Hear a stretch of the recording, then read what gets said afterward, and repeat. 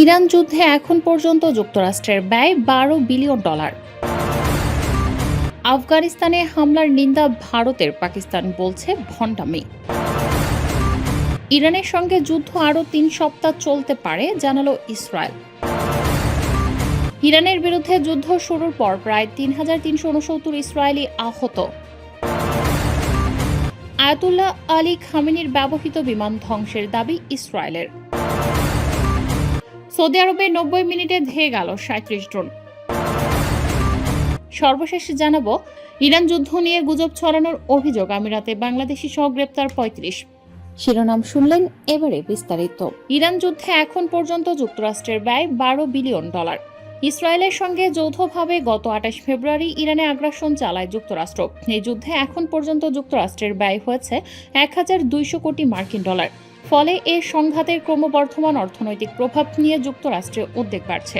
রোববার সিবিএস-এর face the nation অনুষ্ঠানে Iran যুদ্ধে যুক্তরাষ্ট্রের ব্যয় নিয়ে এই তথ্য দেন হোয়াইট হাউসের ন্যাশনাল ইকোনমিক কাউন্সিলের পরিচালক কেভিন হ্যাসেট। তিনি বলেন, এখন পর্যন্ত তাকে দেয়া সর্বশেষ ব্রিফিং অনুযায়ী তিনি এই হিসেব পেয়েছেন। সাক্ষাৎকার চলাকালে বিবিএস-এর উপস্থাপক মার্গারেট ব্রেনান উল্লেখ করেন, শুধু অস্ত্রশস্ত্রেই প্রথম সপ্তাহে $500 কোটি বেশি খরচ হচ্ছে। ব্রেনানের এই দাবির বিষয়ে হ্যাসেট সরাসরি কোনো মন্তব্য করেননি। তবে সাক্ষাৎকারের শুরুতে হ্যাসেট এটিকে পুরো যুদ্ধের সম্ভাব্য মোট ব্যয় হিসেবে তুলে ধরার চেষ্টা করেছিলেন, কিন্তু মাঝপথে তাকে বিষয়টি পরিষ্কার করে বলতে বাধ্য করা হয়। এ যুদ্ধের প্রভাব যুক্তরাষ্ট্রের অর্থনীতির জন্য হুমকি হয়ে ওঠার আশঙ্কাকে খুব একটা গুরুত্ব দেননি হ্যাসেট। হ্যাসেট বলেন, আর্থিক বাজার এরই মধ্যে ভবিষ্যতে জ্বালানি সরবরাহ নিয়ে সংকটের দ্রুত সমাধান এবং জ্বালানির দামের উল্লেখযোগ্য পতনের পূর্বাভাস দিচ্ছে। যদিও হ্যাসেটের এই বক্তব্য যুক্তরাষ্ট্রের পেট্রোল পাম্পে বাড়তে থাকা জ্বালানির দামের কারণে ভোক্তাদের উদ্বেগের সঙ্গে সঙ্গতিপূর্ণ নয়। আফগানিস্তানে হামলার নিন্দা ভারতের, পাকিস্তান বলছে ভণ্ডামি। আফগানিস্তান পাকিস্তানের মধ্যে বাড়তে থাকা সংঘাত নিয়ে গত শনিবার ভারত নিন্দা জানিয়েছে। ভারতের নিন্দার পর এই অবস্থানকে লজ্জাজনক ভণ্ডামি বলে আখ্যা দিয়েছে পাকিস্তান। শনিবার সামাজিক যোগাযোগ মাধ্যম এক্সে দেয়া এক পোস্টে ভারতের পররাষ্ট্র মন্ত্রণালয়ের মুখপাত্র রণধীর জয়সওয়াল জানান, আফগান ভূখণ্ডে পাকিস্তানের বিমানের নিন্দা জানিয়েছে ভারত। এই মন্তব্যের জবাবে দ্রুত প্রতিক্রিয়া ইসলামাবাদ। পাকিস্তানের পররাষ্ট্র দপ্তরের মুখপাত্র তাহির আন্দ্রাবি ভারতের এই অবস্থানকে লজ্জাজনক ভণ্ডামি বলে অভিহিত করেন। রোববার এক্সে দেয়া পোস্টে তিনি বলেন, আফগান মাটিতে সন্ত্রাসবাদের সমর্থন দিচ্ছে ভারত। আফগানিস্তানে তাদের সন্ত্রাসী নেটওয়ার্ক ধ্বংস হয়ে যাওয়ায় ভারতের হতাশা যে যা এমন বক্তব্যে প্রতিফলিত হচ্ছে তা বেশ বোধগম্য। পাকিস্তান ও আফগানিস্তান কয়েক সপ্তাহ ধরে সংঘাতে জড়িয়ে আছে। ফেব্রুয়ারিতে ইসলামাবাদ আফগানিস্তানের বিরুদ্ধে সরাসরি যুদ্ধ ঘোষণা করে এবং রাজধানী কাবুল সহ দেশের ভেতরের আরও গভীর এলাকায় সামরিক ও অন্যান্য স্থাপনায় হামলা চালায়।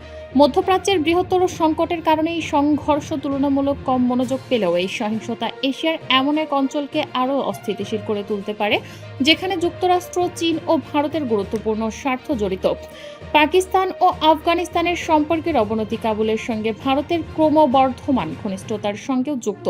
ইসলামাবাদ দীর্ঘদিনের প্রতিদ্বন্দ্বী নয়াদিল্লির বিরুদ্ধে পাকিস্তানি তালেবান ও আফগান তালেবান উভয়কে সমর্থন দেওয়ার অভিযোগ তুলেছে, যদিও ভারত তা অস্বীকার করে। একই সময় আফগানিস্তান ও ভারত পাকিস্তানকে এড়িয়ে নতুন বাণিজ্য পথ চালুর বিষয়ে আলোচনা জোরদার করেছে। গত সপ্তাহের শেষ দিকেও ইসলামাবাদ ও কাবুল সীমান্তে পাল্টাপাল্টি গোলাবর্ষণ চালিয়ে যায়। পাকিস্তান শুক্রবার জানায়, ইসলামাবাদ ও আরও 2টি শহরের কাছে আফগান তালেবানের পাঠানো ড্রোন তারা ভূপাতিত করেছে। অন্যদিকে আফগানিস্তান দাবি করে পাকিস্তান তাদের ভূখণ্ডের গভীরে হামলা চালিয়েছে। ইরানের সঙ্গে যুদ্ধ আরও 3 সপ্তাহ চলতে পারে, জানালো ইসরায়েল। ইরানের বিরুদ্ধে ইসরায়েল যুক্তরাষ্ট্রের যুদ্ধ 3য় সপ্তাহে পা রেখেছে। ইসরায়েল বলছে, আরও অন্তত 3 সপ্তাহ পরাক্রমশালী প্রতিদ্বন্দ্বীর বিরুদ্ধে তাদেরকে লড়াই চালিয়ে যেতে হবে। সোমবার লন্ডন ভিত্তিক সংবাদ মাধ্যম মিডল ইস্ট মনিটর এই তথ্য জানিয়েছে। ইসরায়েলি সেনাবাহিনীর মুখপাত্র ব্রিগেডিয়ার জেনারেল এফি ডেফরিন গত রোববার সিএনএনকে জানান, আমাদের সামনে হাজারো লক্ষ্যবস্তু আছে। আগামী অন্তত 3 সপ্তাহ বা ইহুদিদের পাস ওভার ছুটির সময়কাল পর্যন্ত আমরা আমাদের মার্কিন মিত্রদের সঙ্গে সমন্বিত পরিকল্পনা তৈরি করেছি এবং সে অনুযায়ী প্রস্তুত আছি। ডেফরিনের মতে সেই লক্ষ্যে মূলত ইরানের শাসন ব্যবস্থাকে বড় আকারে দুর্বল করে তোলা। ইরানের বিরুদ্ধে যুদ্ধ শুরুর পর প্রায় 3,369 ইসরায়েলি আহত। ইরানের বিরুদ্ধে যুক্তরাষ্ট্র ইসরায়েলের শুরু হওয়ার পর থেকে বেসামরিক নাগরিক ও সামরিক সদস্য সহ ৩,৩৬৯ জন আহত হয়ে হাসপাতালে ভর্তি হয়েছেন, খবর আল জাজিরার। সোমবার ইসরায়েলের স্বাস্থ্য মন্ত্রণালয় এ তথ্য জানিয়েছে। মন্ত্রণালয় আরও জানিয়েছে, এই মোট সংখ্যার মধ্যে গত ২৪ ঘন্টায় আহত হওয়া ১৪২ জনও অন্তর্ভুক্ত রয়েছে। আয়াতুল্লাহ আলী খামেনির ব্যবহৃত বিমান ধ্বংসের দাবি ইসরায়েলের। যুক্তরাষ্ট্র ইসরায়েলের হামলায় নিহত ইরানের সর্বোচ্চ নেতা আয়াতুল্লাহ আলী খামেনির ব্যবহৃত বিমান ধ্বংস করে দিয়েছে বলে দাবি করেছে ইসরায়েলের সামরিক বাহিনী, খবর টাইমস অফ ইসরায়েলের। সোমবার ইসরায়েলি প্রতিরক্ষা বাহিনী এ দাবি করেছে।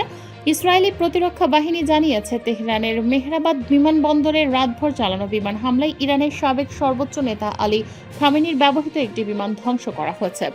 আইডিএফ এর দাবি, বিমানটি খামেনি ও ইরানের শীর্ষ কর্মকর্তারা সামরিক সরঞ্জাম সংগ্রহ এবং মিত্র দেশগুলোর সঙ্গে সম্পর্ক সমন্বয়ের কাজে দেশীয় ও আন্তর্জাতিক ফ্লাইটে ব্যবহার করতেন। ইসরায়েলি সামরিক বাহিনী আরও দাবি করছে, এই কৌশলগত সম্পদ ধ্বংস হয় ইরানের প্রক্সি গোষ্ঠীগুলোর সঙ্গে সমন্বয় করার সক্ষমতা, সামরিক শক্তি গড়ে তোলার প্রক্রিয়া এবং সরকারের পুনর্গঠন সক্ষমতা একটি বড় আঘাত। ইরান যুদ্ধ নিয়ে গুজব ছড়ানোর অভিযোগ, আমিরাতে বাংলাদেশি সহ গ্রেপ্তার ৩৫।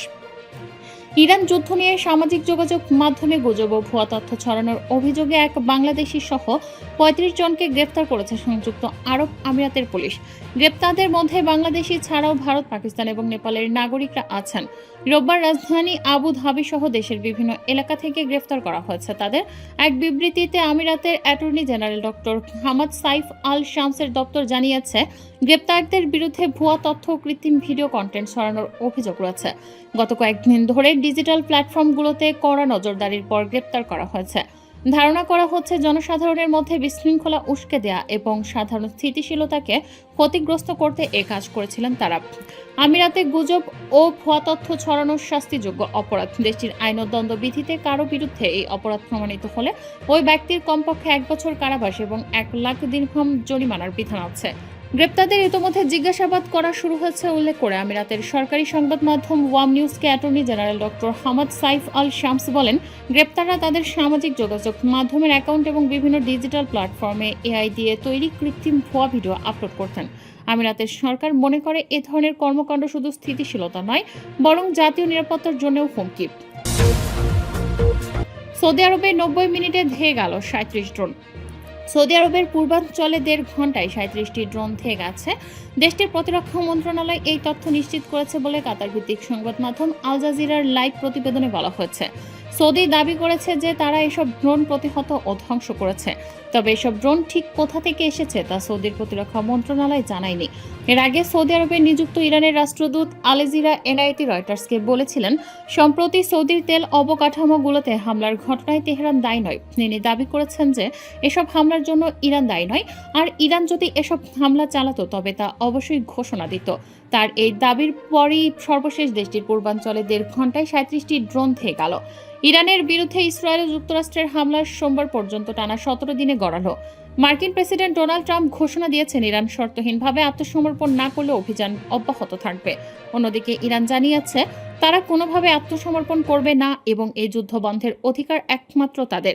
ইরানে হামলা শুরুর পর থেকেই মধ্যপ্রাচ্যের বিভিন্ন দেশে মার্কিন ঘাঁটি, বিমানবন্দর ও বিভিন্ন স্থাপনা লক্ষ্য করে তেহরান হামলা চালিয়ে যাচ্ছে।